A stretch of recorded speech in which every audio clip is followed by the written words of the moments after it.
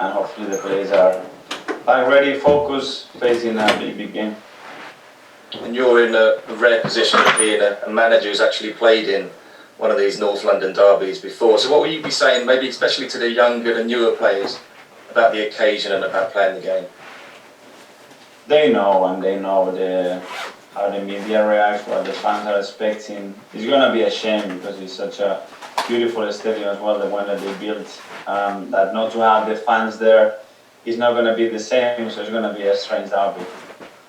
Okay, thanks. Gary Fox, Sky.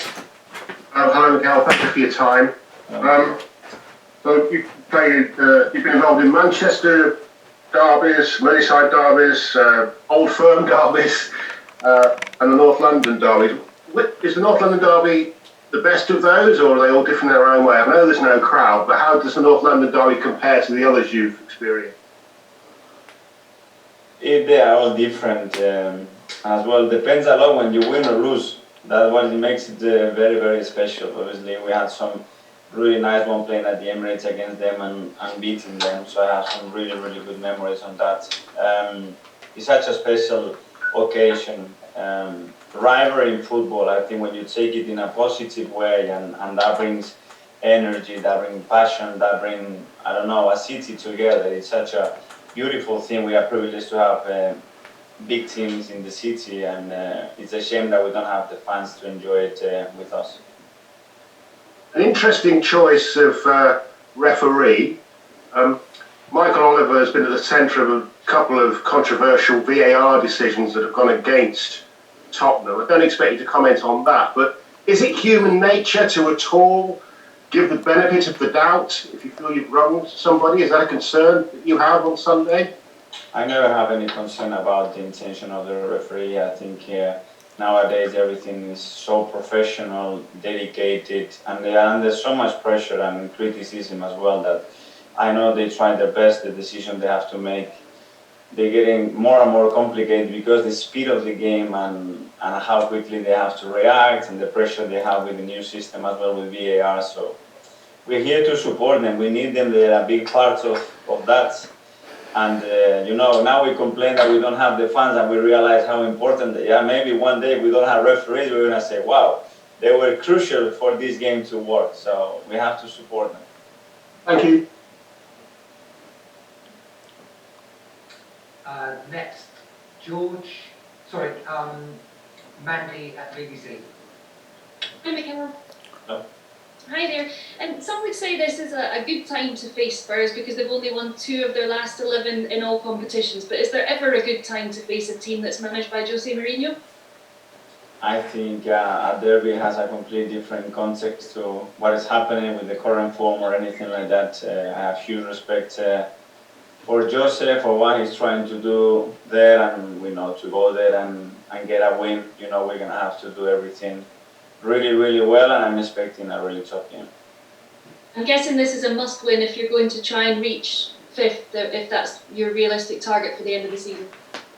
We talked since the virus that we had to win every game. Unfortunately, we haven't been able to do that, but we're in a good run, and we will try to go there and get the 3 points again. Do you have any team news ahead of the game?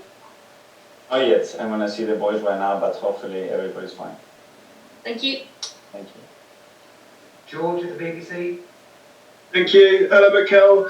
I just wondered, Mikel, you was watching that Tottenham match last night, and I presume you watched the Aston Villa match. After what happened with Eddie Nketiah and the VAR, what did you make of the Harry Kane penalty and the Bruno Fernandes penalty? I have enough, and sometimes I made more comments that I wanted straight after the game, so I'm not prepared to comment any decisions. Are you a bit concerned, though, about the number of VAR decisions that appear to be mistakes lately? Well, as I said before, that some of them are very complicated. We don't know how they are judging the situation, but I'm sure they have the right intentions. But obviously, at the end of the season, I think there is something that has to go into debate, and agree certain principles that we're going to apply. So at least every decision has the same raised level of determination, basically. What have you made of Jose Mourinho's Tottenham this season? Well, they have some up and downs, but overall, you can clearly see what he wants to bring to the club. He manages, the energy, the momentum, and establish a really strong culture in every football club that's done it. And as well, he makes sure that he wins, and he's won in every single club that he's been. Obviously, the situation, the timing when he arrives is different than starting a new project right from the summer.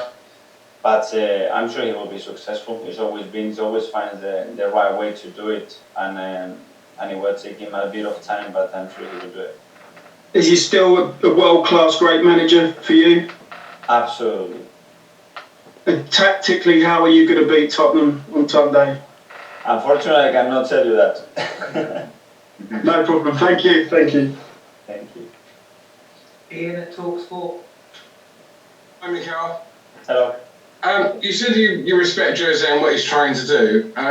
What is he trying to do at Spurs? Because he didn't even have a shot on target at Bournemouth, and I was at the game with Everton, and that was a very Tottenham-like performance from their years gone by. So I wonder if do you know what he's trying to do at Spurs, and whether or not they are the Spurs of old. Well, he has a very clear way of playing, a clear way of how he manages games. I think clean sheets obviously are a big thing that he wants to do, but his teams, don't forget, they always score a lot of goals. And they've been really successful, and they've been able to win titles because of that as well. And as well, I think in a long period they have a lot of injuries, so he hasn't had the chance to be consistent as well with his team, and that's a big disadvantage that they have. And I know that he's done it. I know people have worked with him, and he always finds a way to be successful, and I'm sure he will do it again. Do you see Sunday as being a high-scoring game? They've got Harry Kane, you've got Pierre-Emerick Aubameyang. Excuse me?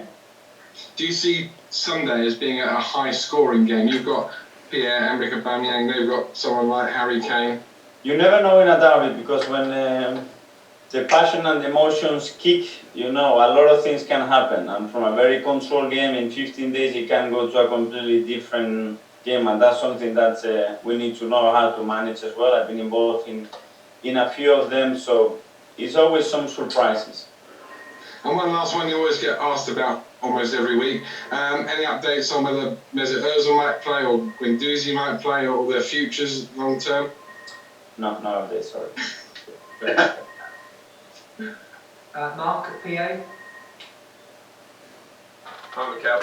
Um, You're talking there about Jose and still being a world-class manager. I think everyone would always agree that he's always been the master of the pre-match mind games and the press conferences and things like that. How do you approach it when other managers talk about you or your players and things like that? Is it something you just have to ignore? To be fair, I don't read and see a lot, but I think the success that Jose had is not been for the press conference. It's the way the teams have performed on that pitch and the amount of football games that he's been able to win. So that's an extra that obviously you have to know how to deal with. But the main thing, it wasn't that out of his success, I believe. And you've told us several times that you speak to Pep on a regular basis. They're obviously big old rivals. Have you spoken to him specifically about this weekend? No. And then just finally, Harry Kane, I know Ian mentioned him for a second there. He actually played in and scored in what was your last North London derby quite a few years ago now, if you know what I'm saying. When you saw him then, did you know what kind of player he was? And are you surprised by his rise at all?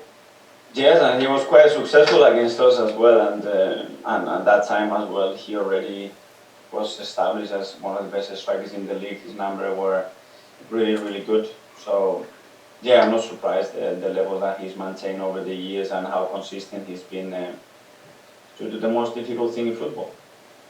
He still hasn't won any trophies. Does that surprise you? Yes, but they've been really close and they've gone so far as a club, I think, and as a team, and they've been competing with top teams in Champions League finals, which is a huge thing to do. And with a manager like Jose, who obviously knows how to win trophies, that could be a good move for them to have got him in, couldn't it? Absolutely, probably that's one of the reasons why they brought Jose, because his experience dealing with those situations and having that extra edge to become a winning team.